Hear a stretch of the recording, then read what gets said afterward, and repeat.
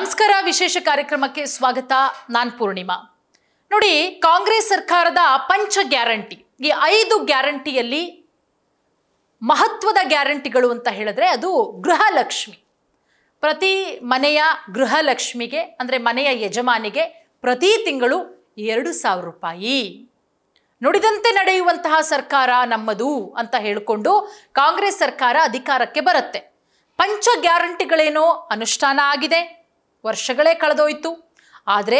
ಅನುಷ್ಠಾನ ಆದಂತಹ ನಿಟ್ಟಿನಲ್ಲಿ ಅದು ಜನರಿಗೆ ತಲುಪ್ತಾ ಇದೆಯಾ ಓಕೆ ಉಚಿತ ವಿದ್ಯುತ್ ಅಂತೂ ಬರ್ತಾ ಇದೆ 200 ಯೂನಿಟ್ ಒಳಗಡೆ ವಿದ್ಯುತ್ತನ್ನು ಯಾರು ಯೂಸ್ ಮಾಡ್ತಾರೋ ಅವರಿಗೆ ಯಾವುದೇ ರೀತಿಯ ಕರೆಂಟ್ ಬಿಲ್ ಬರಲ್ಲ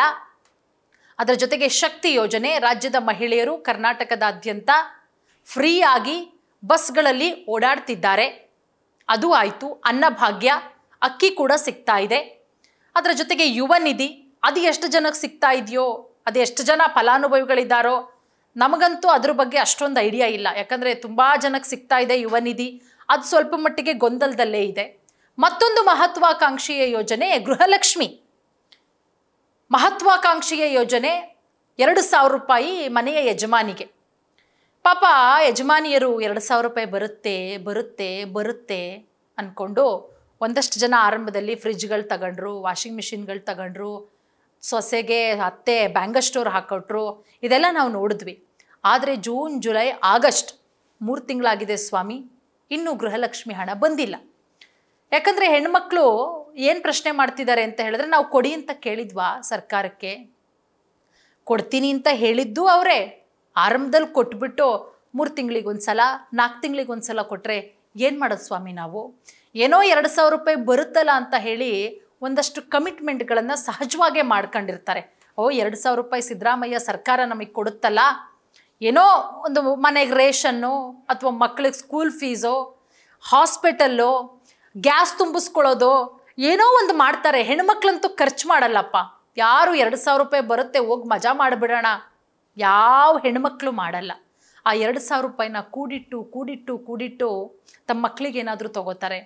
ಅಥವಾ ಆರೋಗ್ಯಕ್ಕೆ ಏನಾದರೂ ಹೆಲ್ಪ್ ಮಾಡ್ಕೋತಾರೆ ಮನೆಗೆ ರೇಷನ್ನು ಯಾವುದಾದ್ರೂ ಒಂದು ಉದ್ದೇಶಕ್ಕೆ ಯೂಸ್ ಮಾಡ್ಕೋತಾರೆ ಆದರೆ 3 ತಿಂಗಳಾಗಿದೆ ಸ್ವಾಮಿ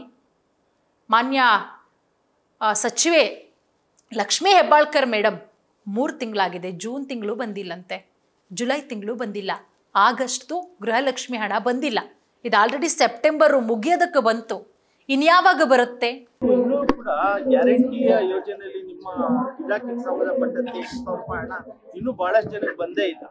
ನೋಡಿ 1,24,00,000 ಜನರಿಗೆ ಇಲ್ಲಿವರೆಗೆ 22 ಕಂತುಗಳನ್ನ ನಾವು ಈಗಾಗಲೇ ಬಿಡುಗಡೆ ಮಾಡಿದ್ದೀವಿ ಈಗ 3 ದಿನದ ಹಿಂದೆ ಮತ್ತೆ ಒಂದು ಕಂತು ಅಂದ್ರೆ